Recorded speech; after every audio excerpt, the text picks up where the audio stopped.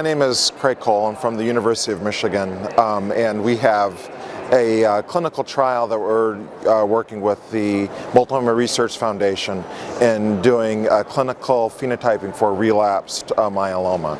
And so what it entails is, in patients that have relapsed myeloma, we do a bone marrow biopsy to then obtain the plasma cells that are then separated and then molecularly phenotyped for different mutations. And there's a mutation board of 1,600 different cancer mutations, exons, introns, translocations, and even gene expression profiling to see exactly what an individual's myeloma what mutations are driving an individual's multiple myeloma.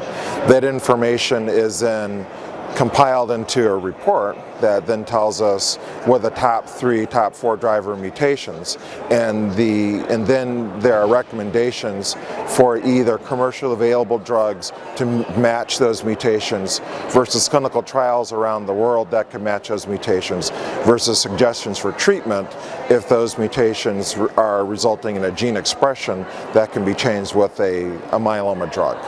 And so, and that trial is actually accruing throughout the United States at 12 different sites with the Multiple Myeloma Research Foundation.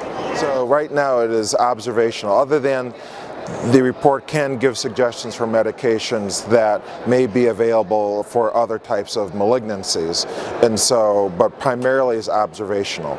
In the very near future, hopefully next year, will be a clinical trials in development which will match patients to a specific clinical trial drug for myeloma for the most common molecular mutations in relapsed myeloma.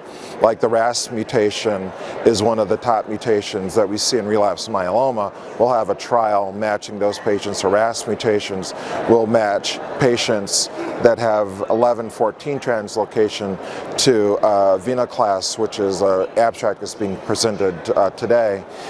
So there'll be different arms for different people that match different mutations, and then there'll be a catch-all for with novel clinical trial agents for patients with relapsed myeloma who don't have a molecular match to one of the other drugs. So we call those umbrella trials because they basically match patients. It's personalized medicine, matching patients to their specific molecular defect in their myeloma to the correct drug to correct those things. But right now the trial is only observational.